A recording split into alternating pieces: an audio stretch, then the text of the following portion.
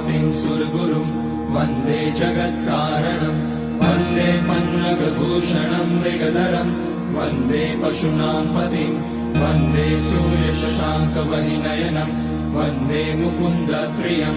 वन्दे भक्तजनाश्रयं च वरदं वन्दे शिवं शङ्करम्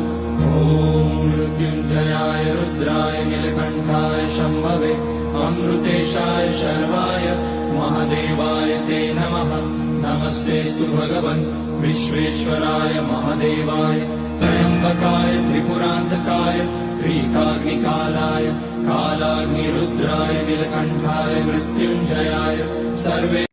ॐ वन्दे देवोमापतिं सुरगुरुं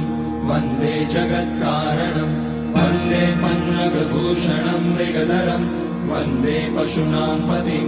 वन्दे सूर्यशशाङ्कवहिनयनं वन्दे मुकुन्दप्रियं वन्दे भक्तजनाश्रयं च वरदं वन्दे शिवं शङ्करम्